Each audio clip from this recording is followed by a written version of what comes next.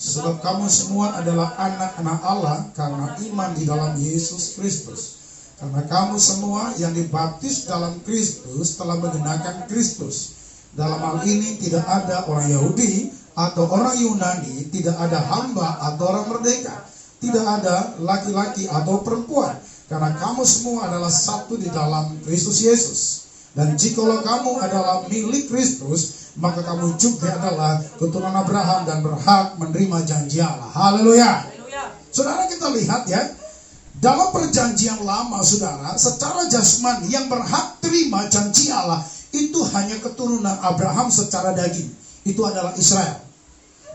Di saat kita percaya dengan Tuhan, ada dua, saudara, dalam kitab Galatia dijelaskan ya, ayat 26, iman lalu dibaptis di dalam Kristus. Dua hal ini sudah cukup, saudara, menjadikan kita keturunan Abraham, tidak lagi dalam ukuran jasmani, tapi kita keturunan Abraham secara rohani. Sehingga engkau dan saya juga berhak menerima apa yang dijanjikan Allah itu melalui Abraham. Jadi dengan kita beriman, dengan kita memberi dibaptis, saudara, kita berhak untuk mendapat janji Allah, dan kita juga sudah dikategorikan, dikelompokkan menjadi keturunan Abraham. Jadi saudara lihat di ayat 26 ya. Jadi konsepnya dalam perjanjian baru, Tuhan rindu setiap orang yang beriman lalu memberi dibaptis karena beriman, saudara. Mereka akan diperhitungkan juga termasuk keturunan Abraham. Karena kalau tanpa beriman, tanpa dibaptis, saudara, dalam keterangan kitab Galatia, kita tidak bisa termasuk dalam kelompok keturunan Abraham secara jasmani. Dengan kita beriman lalu dibaptis, saudara, kita dikelompokkan menjadi orang-orang yang juga termasuk keturunan Abraham secara rohani. Kita lihat ayat 26. Kamu semua adalah anak Allah. Haleluya. Karena iman di dalam Yesus. Jadi saudara, kalau tanpa iman kita tidak bisa disebut anak Allah. Lalu Tuhan punya cara adalah dengan dia mati di kayu salib, dan kita mulai beriman kepada kematian, kebangkitan, dan kehidupannya. Di saat itu, saudara, kita mulai diperhitungkan juga sebagai anak-anak Allah. Bisa katakan amin? Haleluya. Jadi saudara, kalau kita sudah jadi anak Allah karena iman tadi, lalu tahapnya apa? Juga karena baptisan, maka engkau dan saya berhak menjadi anak Allah. Dan kita, di saat kita disebut sebagai anak Allah, saudara, kita mulai dalam tanggung jawab Tuhan. Saya akan baca lanjut ya. Sebab kamu semua adalah anak-anak Allah karena iman dalam Kristus Yesus. Karena kamu semua yang dibaptis dalam Kristus telah mengenakan Kristus. Jadi ada dua metode dalam kitab Galatia bagaimana Tuhan mengkelompokkan kita agar menjadi keturunan Abraham. Dengan beriman dan dibaptis selam seperti dikatakan kitab Galatia, kita mulai menjadi anak Allah dan kita mulai mengenakan Kristus. Dan itu konsepnya. Ya, sehingga nanti apa yang dijanjikan Allah dalam perjanjian lama, saudara, kita juga berhak untuk mengalaminya. Tidak hanya lagi, saudara, hanya khusus orang Israel secara jasmani, tapi janji Allah kita berhak untuk mengalaminya, karena kita pun juga sudah dimulai dikelompokkan menjadi keturunan Abraham. Kenapa Yesus harus mati? Ingat loh, Yesus mati tidak hanya menyelesaikan masalah dosa, tidak juga hanya, saudara, untuk menyembuhkan engkau dan saya, tidak hanya untuk membawa engkau dan saya kepada kekekalan, pada hidup yang kekal, tapi kematian Tuhan juga adalah untuk mengkelompokkan kita, dipersatukan menjadi keturunan orang beriman yang diperhitungkan mulai dari Abraham. Dan setiap keturunan Abraham semua dapat perlindungan khusus dari Tuhan. Di saat kita tidak beriman, saudara, makanya ada banyak orang Kristen cari perlindungan di luar Tuhan, cari perlindungan ke dukun, cari perlindungan kepada orang-orang yang tidak kenal Tuhan. Kenapa? Karena dia belum beriman sebagai keturunan Abraham. Lalu dikatakan ayat yang ke-28, dalam hal ini, ya, ketika kita beriman, ketika kita sudah memberi dibaptis, saudara, dikasih tahu gini, dalam hal ini tidak ada orang Yahudi atau orang Yunani, tidak ada hamba atau orang merdeka, tidak ada laki-laki atau perempuan, karena kamu semua adalah satu di dalam Kristus Yesus. Di saat kita beriman, lalu memberi dibaptis, saudara, dalam Tuhan sebagai tanda kelahiran baru sebagai anak Allah, Tuhan mulai menyamakan status. Tidak ada lagi namanya hamba dengan Tuhan, atau orang merdeka atau orang budak. Ya, tidak lagi yang namanya, saudara, kau laki-laki, kau perempuan. Tapi di hadapan Tuhan kita disamakan statusnya menjadi anak-anak Allah. Haleluya. Mau laki-laki mau perempuan, semua berhak untuk dapat janji Tuhan, mendapat perlindungan khusus dari Tuhan. Kapan itu saudara? Ketika kita beriman. Orang kafir di luar Israel, Tuhan beriman. Dari mana iman itu saudara? Di saat Injil diberitakan, di saat firman Allah disampaikan, Tuhan mengaruniakan iman kepada kita. Lalu setelah beriman, Alkitab bilang apa? Barang siapa yang percaya dan dibaptis akan diselamatkan. Jadi metode ini dibuat oleh Tuhan untuk mengkelompokkan kita, supaya orang di luar Israel diperhitungkan sebagai keturunan Abraham, tidak lagi secara jasmani, tetapi secara rohani, karena kita percaya kepada Tuhan. Lalu berikut kita lihat. Dan jikalau kamu, ayat 29, dan jikalau kamu adalah milik Kristus. Dengan apa caranya kita jadi milik Kristus? Dengan beriman. Haleluya. Berarti orang yang beriman ya pasti sudah mengandalkan Tuhan. Orang beriman otomatis sudah rindu bersekutu dengan Tuhan, rindu beribadah. Saudara, kita beribadah bukan karena satu marga, satu suku, enggak. Kita beribadah karena ada iman. Imanlah yang mendorong kita, saudara, untuk bisa mencari Tuhan. Seorang perempuan yang sakit pendarahan dalam catatan Injil Markus pasal 5. Apa yang mendorong dia bangkit dari tempat tidur? Kan iman. Iman membuat seseorang bisa jadi kuat. Haleluya. Dari mana sudah? Dari firman Allah. Makanya semakin hari kita mengerti kebenaran, itu dorongan dalam roh kita, jiwa kita semakin kuat. Makanya saudara, orang sakit ya, ketika dia beriman, saudara, ada kekuatan mendorong dia untuk bangkit. Ketika kau beriman, saudara, iman itu akan mendorong kita untuk beribadah. Ketika kita beriman, saudaraku, dalam Tuhan, kita akan menjadi orang yang tekun dan setia, sekalipun fakta berkata mustahil. Kalau Anda baca dalam catatan Injil, ada seorang perempuan Syirofenisia atau orang Yunani, dia datang minta tolong, anaknya kerasukan setan dan sakit. Apa kata Tuhan Yesus sama dia? Ya, roti tidak bisa diberikan kepada anjing. Tapi apa kata perempuan itu? Remah-remahnya pun jadilah Tuhan. Artinya apa, saudara? Anjing itu adalah bangsa di luar Israel. Tidak berhak untuk terima berkat Tuhan, tidak berhak dikategorikan keturunan Abraham. Maka dia bilang apa? Biarkan anak-anak dulu makan. Jadi yang dia prioritaskan itu adalah keturunan Abraham. Jadi ketika engkau beriman dan dibaptis, engkau sudah masuk dalam kategori diprioritaskan atau diistimewakan oleh Tuhan. Katakan amin dulu, saudara. Haleluya. Di luar itu tidak ada prioritas. Bangsa kafir itu nomor 2. Yang diutamakan adalah bangsa pilihan, umat keturunan Abraham. Dan ternyata engkau dan saya juga termasuk keturunan Abraham. Maka engkau juga diperlakukan dengan istimewa, diperlakukan dengan nilai prioritas. Markus pasal yang kelima, adalah di situ seorang perempuan yang sudah 12 tahun lamanya menderita pendarahan. Pertanyaan saya, berapa tahun? 12 tahun. Berarti saudara, 12 tahun sakit pendarahan seorang perempuan itu cukup mengerikan. Lanjutnya, diceritakan kondisinya. Ia telah berulang-ulang diobati oleh berbagai dokter atau tabib, sehingga telah dihabiskannya semua yang ada padanya. Hartanya sudah habis, hanya gara-gara berobat untuk pendarahannya berhenti. Ya. Lalu kita lihat, saudara, namun sama sekali tidak ada faedahnya. Malah sebaliknya keadaannya makin memburuk. 12 tahun, hartanya habis, dia berobat ke berbagai tabib, berbagai dokter, ternyata keadaannya bukan semakin membaik, keadaan semakin memburuk, ekonomi juga semakin parah, saudara. Dia, artinya apa? Perempuan yang 12 tahun tadi sakit pendarahan, yang hartanya sudah habis, penyakitnya tambah parah, mendengar berita-berita tentang Yesus, maka di tengah-tengah orang banyak, itu yang mendekati Yesus dari belakang dan menjamah jubahnya. Perempuan itu sudah mendengar berita-berita tentang Yesus. Coba apa? Mendengar. Hanya mendengar, baru melihat, itulah iman. Haleluya. Jadi iman itu adalah dasar dari segala sesuatu yang belum kita lihat. Kita belum melihat kok, belum mengalami mujizat Allah. Tetapi di saat kita dengar firman Allah, ada sebuah kekuatan luar biasa dalam roh dan jiwa seseorang. Saudara, orang kalau sakit pendarahan, seorang perempuan, kemungkinan besar, namanya pendarahan, itu pasti akan mengalami yang drop sekali, kekurangan darah. Tidak, ini bukan anemia. Kalau anemia, saudara, betul-betul ya, Mungkin kondisinya hanya pusing, tetapi kalau sudah orang pendarahan berarti stok darah dalam tubuhnya itu berkurang. Berarti apa? Berbaring saja.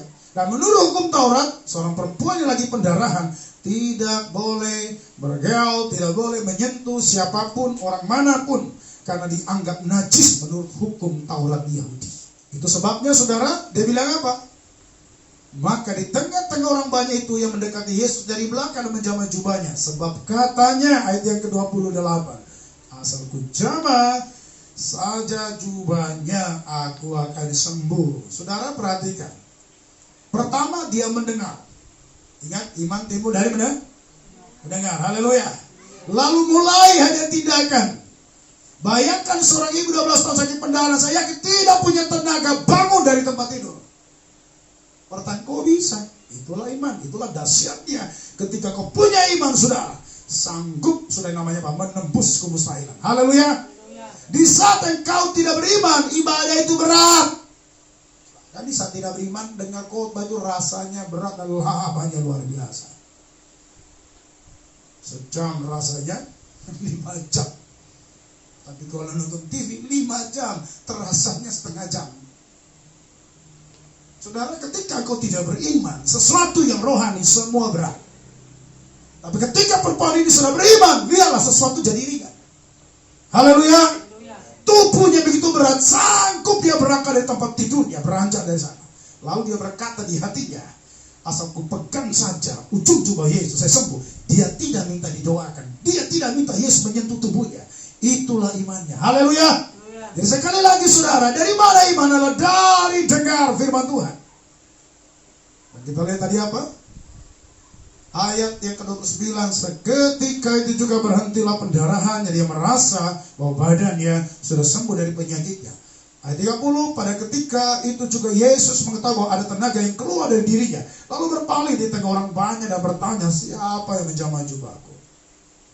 Murid-muridnya menjawab, engkau melihat bagaimana orang-orang yang berdesak-desakan dekatmu, dan kau bertanya, siapa yang menjamahku? 32, lalu ia memandang sekelilingnya untuk melihat siapa yang telah melakukan itu.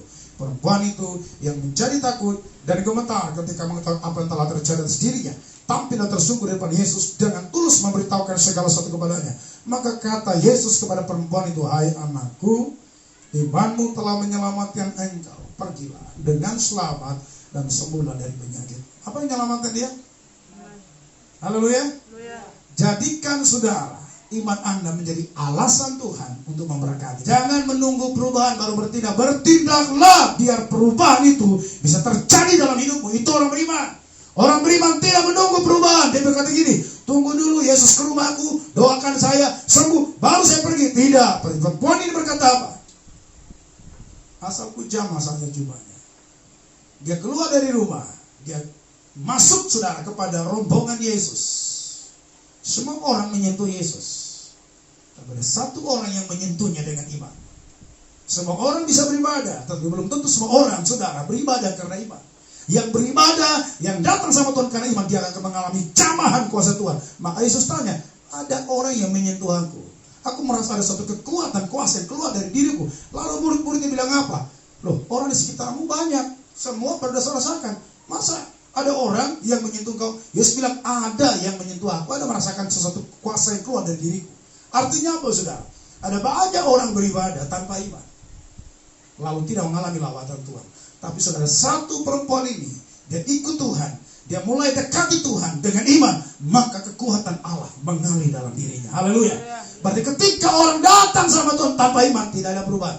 Saudara perhatikan, saudara-saudara kita beribadah dari muda sampai udah usia tua, ya, susah berubah, susah lepas tua, susah lepas rokok, susah melepaskan saudara hal-hal yang jahat. Kenapa? Karena datang sama Tuhan tanpa iman. Ketika kita datang sama Tuhan karena beriman, keadaan Anda dan saya pasti akan dirubah oleh Tuhan. Katakan amin. Haleluya. Baik, kalau tadi katakan semua orang bersentuhan dengan Yesus, tetapi kok hanya satu yang bisa mengalami kuasa Tuhan, karena dia datang dengan iman. Makanya Ibrani 11 bilang apa? Tanpa iman tidak mungkin orang berkenan kepada Allah. Jangan saudara melayani beribadah tanpa iman, karena engkau tidak akan bisa mengalami lawatan Tuhan sedikitpun. Iman adalah jembatan Tuhan menyalurkan hadiratnya, kuasanya, kekuatannya di dalam diri seseorang. Seorang sakit pendarahan 12 tahun, saudara, dia mampu berdiri ya dari tempat tidurnya. Sekalipun keadaannya, saya pastikan saudara, ibu-ibu gak usah 12 tahun, pendarahan saja bisa keguguran, saudara, itu luar biasa sakitnya. Ini 12 tahun. Sanggup Tuhan saudara bangkitkan dia. Luar biasa iman saudara. Ketika kau punya iman, maka ada satu kekuatan Allah dalam dirimu untuk menembus hal-hal yang mustahil. Ketika kau beriman beribadah, kau punya semangat luar biasa.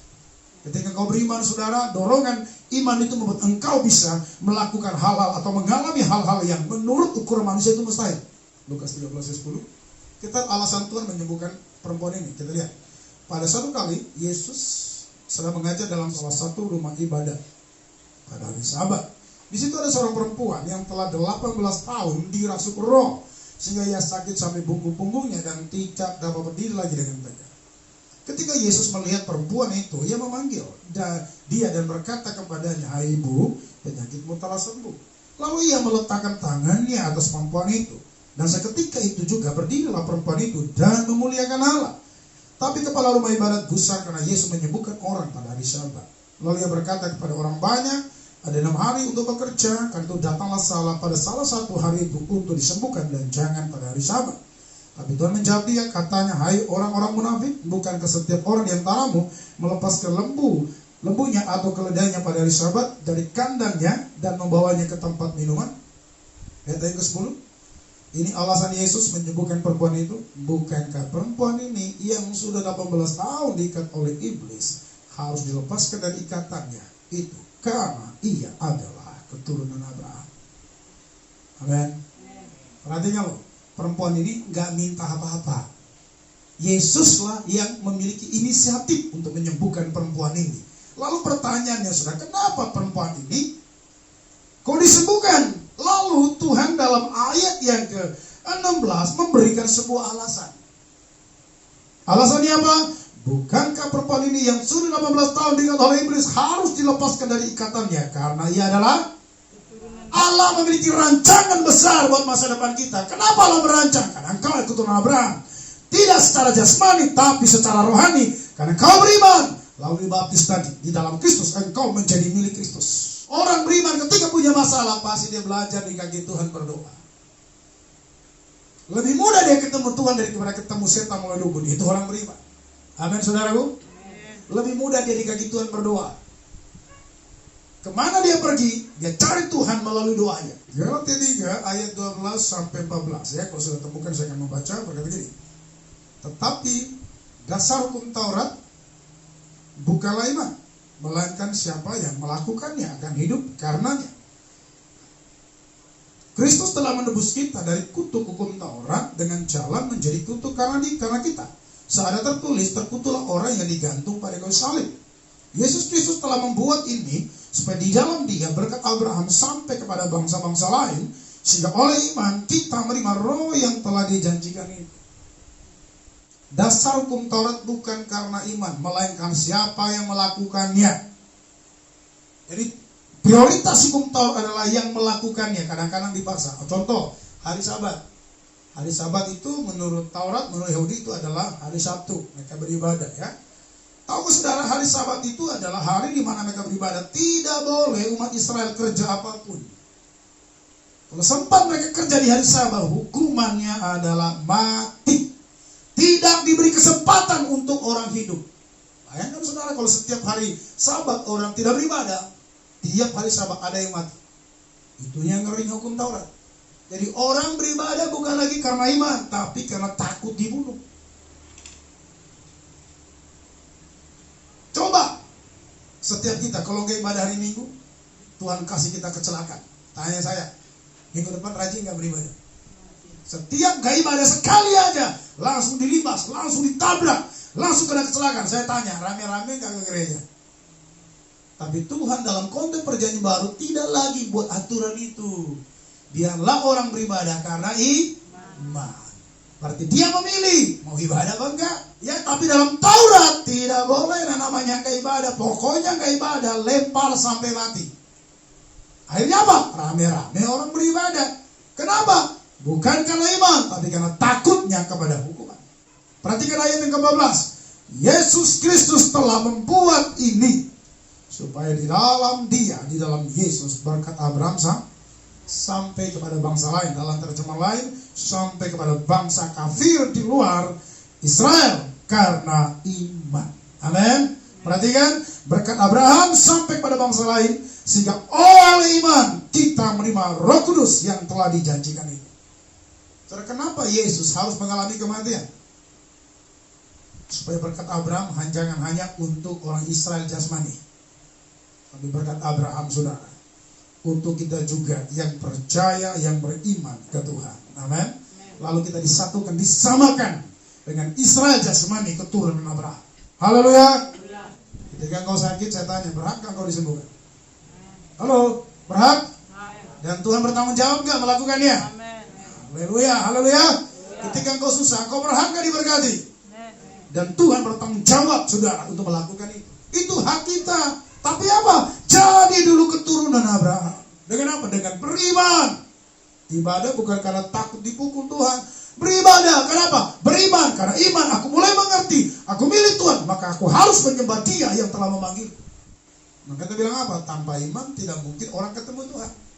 Jadi ketika kita beribadah tanpa iman, sia-sialah ibadah itu, saudara. Nggak akan mengalami kuasa Tuhan. Maka saya gak heran, saudara, orang hari Minggu beribadah seperti kita Yeremia pasal 12, saudara, tapi hari-harinya ketika ada masalah sulit mengalami yang namanya apa? Pertolongan Tuhan. Yeremia pasal yang ke-12, saudara, kita lihat di ayat 1 sampai dengan ayat yang kedua, ya. Oke, engkau memang benar ya Tuhan, bila mana aku berbantah dengan engkau, tetapi aku mau berbicara dengan engkau tentang keadilan. Mengapa kamu muncul hidup orang-orang fasik, sentosa semua orang yang berlaku tidak setia? Oke, lihat ayat kedua. Engkau membuat mereka tumbuh dan mereka pun juga berakar. Mereka tumbuh subur dan menghasilkan buah juga. Memang selalu engkau di mulut mereka, tetapi jauh dari hati mereka. Di zaman Yeremia, saudara, dia jelaskan jemaat yang dia lihat. Jemaat ini bilang apa? Dijelaskan bagian terakhir dan yang kedua. Memang selalu engkau di mulut mereka, tetapi jauh dari hati. Bicara yang rohani, amin. Puji Tuhan, haleluya, di mulutnya. Saya yakin setiap gereja juga tiap hari Minggu setiap ibadah pasti akan memuliakan Tuhan dengan cara-cara tersendiri. Hanya di mana? Hanya di mulut. Setelah pulang dari gereja, akan Tuhan bilang apa? Selalu engkau di mulut mereka. Sebut nama Tuhan kan pakai mulut, memuji Tuhan pakai mulut. Tetapi apa kan, saudara? Tetapi ya Tuhan jauh dari hati mereka. Hari Minggu memuji Tuhan, hari Rabu, hari Kamis memuji Tuhan mulutnya. Giliran disakitin orang, saudara, luar biasa dendam dan benci. Giliran lihat orang berhasil, luar biasa iri hatinya. Ya, lalu mengguna-gunai orang sampai segala macam, saudara, termasuk orang-orang yang kelihatan tadi memuliakan Tuhan dengan bibir, juga kedukun. Perhatikan, ini ciri khas orang beribadah tanpa iman. Di mulut mereka ada Tuhan. Buktinya apa? Bisa nyebut nama Tuhan, bisa mengatakan puji Tuhan, kau pasti diberkati. Tapi Tuhan bilang apa? Ya, engkau jauh dari hati mereka. Percaya, saudara, di zaman kita orang-orang begini banyak. Tapi Tuhan tidak sekedar di mulut, tapi seharusnya juga ada di hati. Amin. Kalau ada di hati Tuhan, maka tindakan juga itu pasti ada. Soalnya, saudara, Tuhan itu hanya di mulut, berarti apa? Hanya di saat pujian, hanya di saat lagu kidung jemaat, hanya di saat lagu penyembahan. Ya, hanya di situ aja. Pulang dari gereja, saudara, Tuhan gak lagi ada dalam hidupnya. Dan itu bukan orang beriman. Sudah sampai hari lalu, saudara, bahwa ingat bahwa firman ditulis di hati supaya ada iman di hati. Firman ditulis di akal supaya ada iman di akal kita. Haleluya. Firman Allah juga sudah di mulut biar ada iman juga dalam perkataan kita. Itu orang beriman. Tuhan tidak pernah jauh dari hidupnya. Kitab Roma menjelaskan itu tidak hanya diperhitungkan untuk Abraham saja, tapi juga ditulis untuk kita, karena engkau dan saya juga adalah keturunan Abraham. Amin, saudaraku.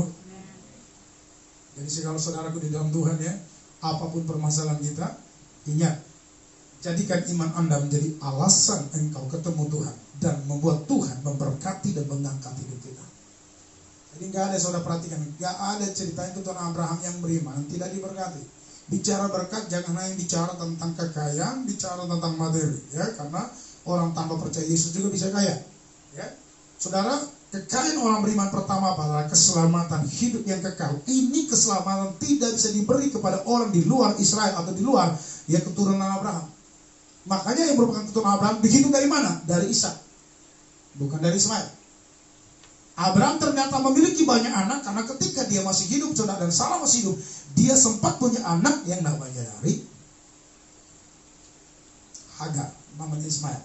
Lalu setelah Sarah meninggal, dia juga menikah lagi, lalu memiliki anak, sudah 8 orang, anak Abraham. Tetapi Tuhan memperhitungkan yang termasuk keturunan yang diberkati hanya satu, Ishak. Makanya yang menyembah Tuhan, yang beribadah, yang cari Tuhan hanya satu, siapa? Ishak. Ismail tidak. Keturun dari saudara, istrinya si Keturah juga tidak.